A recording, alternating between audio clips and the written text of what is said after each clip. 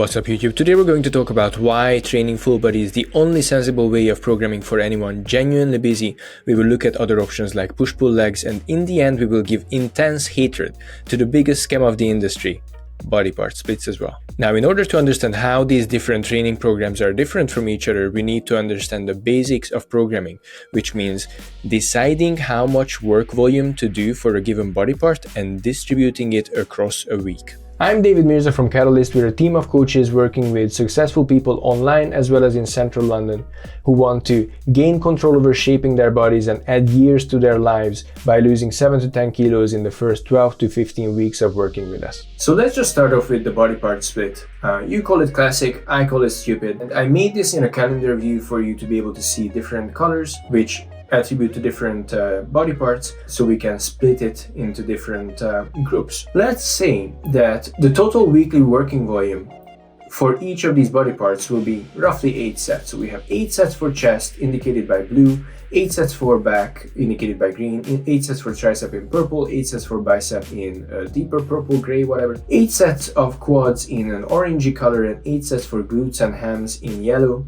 On top of this, we also have cumulative 11 sets of delts distributed between lateral, anterior, and posterior. And we didn't indicate any other accessory movements such as abs and forearms and calves and whatever, you name it. Now, when you do a body part split, by definition, you train a certain body part or maybe 2 body parts within the same day. So you end up with variations of this, such as chest and triceps on one day, back and biceps on another day, a lower body, so like quads, glutes, and hamstrings on another day, and the fourth day could be something like shoulders and arms, doubling up on arms. Or you can split it a little bit differently, but ultimately you will end up with something similar. It doesn't really matter. The main thing is you have a certain amount of workload that you distribute between 4 different training sessions, and you hit most muscle groups once per week. And from here, our only job is basically distributing these 8 sets per muscle group. And if you're like, oh my god, I do more than 8 sets for my chest in a single day, how can you do that for a week? Well, that's the issue. That's what we're here to address. So if we have this much working volume per muscle group and we distribute them between these days, we will end up with something similar. Let's say we do on a chest and tricep day, we end up doing 3 sets of pressing, another 3 sets of pressing, and then 2 more sets of pressing, or a fly motion, doesn't matter. Basically 3 different exercises and 8 sets for chest. Paired with tricep, maybe we do 2 different tricep exercises, 3 sets each, or you can do 3 different tricep exercises, 2 sets each, and still end up with 6 sets, and the remaining will be here put towards the shoulders and arms session.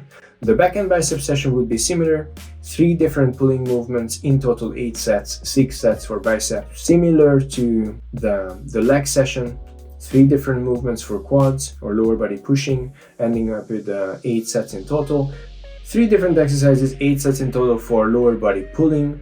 And then on the shoulders and arms session, we have the 11 sets of delts, 6 for lateral, 3 for posterior, 2 for anterior, and then the top up for our arms training, so 2 sets of tricep and 2 sets of bicep. Now, this way of spreading it out is also giving us pretty even length sessions. We have 14 sets on each the chest and tricep and back and bicep session, 15 sets on the shoulders and arms, and 16 sets on our lower body session. What is the problem with this? This is how most people train in the gym, and I absolutely hate it, and we will come to the conclusions why this is terrible very soon. Now, in contrast with this could be something like a push-pull leg split. Again, used to be popular, thankfully it's not as much anymore. And let's look at why this could be a worse or better option than a body part split. By definition, we're training 6 days a week, push-pull legs, and 1 day off. In order to be able to compare these different ways of programming, we need to have the same total weekly volume. So it's still 8 sets and everything, except for delts, which is 11 in total. Our push session consists of chest, triceps, and some delts. Our pull session consists of back, bicep, and some posterior delts. And we allocated some anterior to the other pull session, and otherwise the leg session is purely legs and nothing else. Now, because we have each of these sessions twice, we have to split the total volume in 2. So if we have 8 sets of chest in total for the week and 2 push sessions, obviously we distribute that between 2 days as 4 and 4. So both of the push sessions have the same structure with 2 sets of pressing and another 2 sets of pressing. So 4 sets between 2 exercises, and the same for tricep and the same for lateral, spreading the 6 sessions out as 3 and 3. And again, the pull sessions are symmetrical as well. 2 sets of pulling here, 2 sets there, 2 sets of bicep. So we just split everything in half basically. One session is with posterior delts, the other one is with anterior delts, but otherwise it's pretty much the same. And again, the 8 sets of quads and 8 sets of glutes and hamstrings got split in half as well. 4 and 4 in the 2 sessions. Now let's look at the cons of these sessions. You now have to go to the gym 6 times a week, which is a huge con if you're busy especially. Missing one day is pretty hard to make up for. Like imagine you miss a Tuesday, you miss a pull session. When are you going to do it?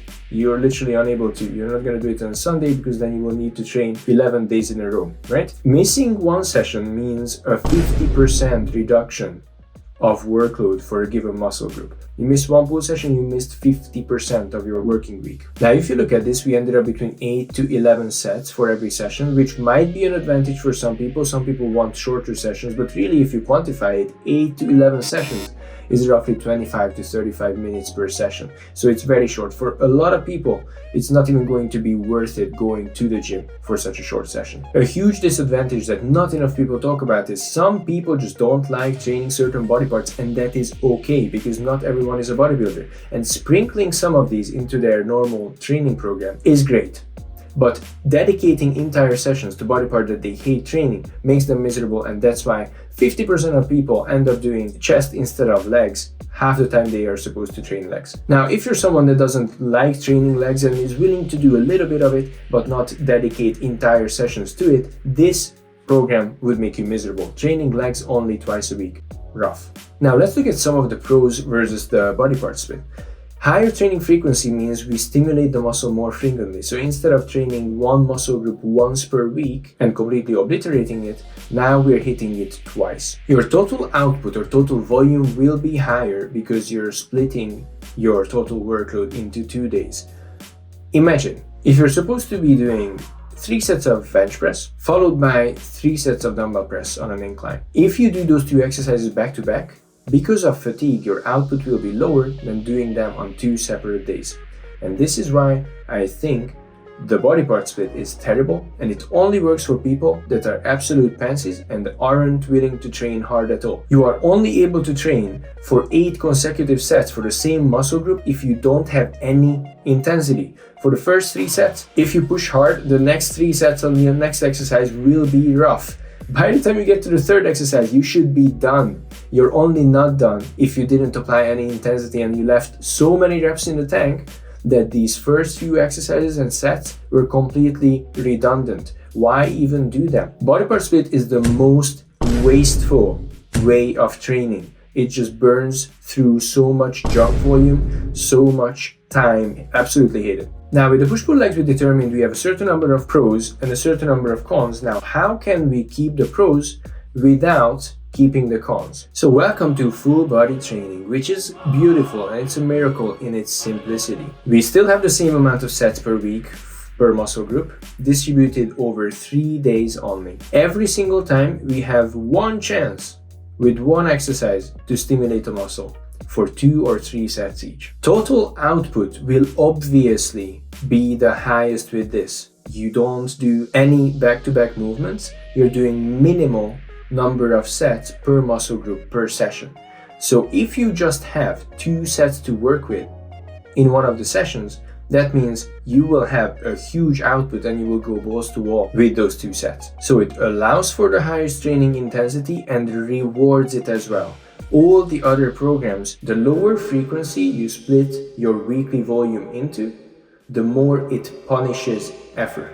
If you have 8 sets for chest on a Monday, you have to pace yourself. You have to take it easy until set 7 and set 8. Whereas here, every single set, I can train hard and I will be rewarded because that's the only work I need to do instead of accumulating more and more fatigue. Now, we know that recovering takes a certain amount of time as well. So what you get with something like a body part split is you stimulate a muscle, you take 48 hours or so to recover, and then what? You just sit around and you wait another 4 days to hit the same muscle again. where it's like fresh already and could have gone much earlier. There's this overload of volume and then underutilization of recovery. Whereas here, every few days, you end up stimulating the muscle. Stimulate, recover, stimulate, recover, stimulate, recover. Beautiful. So we have the highest frequency, the highest total output, and the program that rewards effort. And on top of this, it's extremely flexible as well. It's very easy to program this around an actual life because you don't have to plan in 4 to 6 training sessions. You just need to plan in 3. And if you miss a Monday, you just go on Tuesday. It's super flexible. Now, the only potential downside of this is that if we have a total of 59 sets to do for our entire body and we distribute it between 3 sessions only, we end up with roughly 20 sets each. So this is a little bit of a longer commitment. It's 50 to 70 minute long sessions if you do the math, whereas the other sessions were definitely shorter. Regardless, even if I had to respect shorter sessions and program for a client, which often happens by the way, where they only have 35 to 40 minutes, I would still keep it full body for the higher frequency and higher total output. Now, with this lens that we established, let's look back at the body part split and realize that all you're getting is encouraging yourself to not put any effort in, because otherwise you are unable to do this much volume with effort. If you are able to do it with effort, it's impossible to recover. You will be completely destroyed the following days. While you do your body part split and train chest once a week and then hang out and do nothing for the second half of the week when you're not working on your chest, not recovering from your previous work that you've done, I'm hitting my chest 3-4 times a week. Much quicker progression. Meanwhile, your total output will be as low as possible as well, because you do your 3 sets on an incline press and then on a flat dumbbell press and then on a pec fly, and by the time you get to the pec fly, your chest is completely roasted. So I'm outperforming you every single time, because every single time I do these different exercises, I'm completely fresh because I do them completely different days. And the same applies to all our clients as well, and that's why they get results like these. And another huge problem again, you get this segment of population that just doesn't train legs because it's miserable. You can train legs like a softie and it's useless, or you can train hard and it's miserable. And these people blame themselves for not finishing work at 7 p.m. and then starting a leg session for the next 1.5 hours, crying after a rough day at work. Obviously, it's not going to happen, and they blame themselves when it's an issue with the training program itself. If you hate training legs, don't put yourself in a position where you are expected to hit legs and nothing else on 1 or 2 days of the week. Make yourself miserable a little bit in every single session, as opposed to making yourself completely miserable, avoiding the gym or avoiding training that body part entirely. So if you want the best results possible, learn to train with intensity, apply yourself multiple times a week, hitting the same muscle group for a few sets only with intensity, and enjoy the compounding effect of stimulus and recovery. Now, there are obviously a bunch of other ways of programming as well that we haven't really touched on, such as upper, lower, or front body, back body, and how you should think about this after seeing how we broke down these different programming modalities is seeing how many different sessions we allocate the total volume for a given muscle group for. So for example, the body part split puts everything for a muscle group in the same session. So that's just once per week. Push-pull legs is twice per week. Full body is 3-4 times per week. An upper-lower split would hit the same muscle group at least twice per week, right? So whatever weird way of programming you end up with, the pros and cons will be similar to what we just discussed based on the frequency per muscle group. So once again, let's say left side of the body, right side of the body split. It would still mean that we're probably doing at least 4 sessions left, right, left, right. That would mean hitting the same muscles twice per week, and that would resemble the pros and cons of the push-pull legs, where we also split total workload for a given muscle group into 2. If you have any questions, let me know. If you have any suggestions or anything you would like to learn about in the following videos, comment please. If this was helpful, press like, and if you want to work with us, there's a form below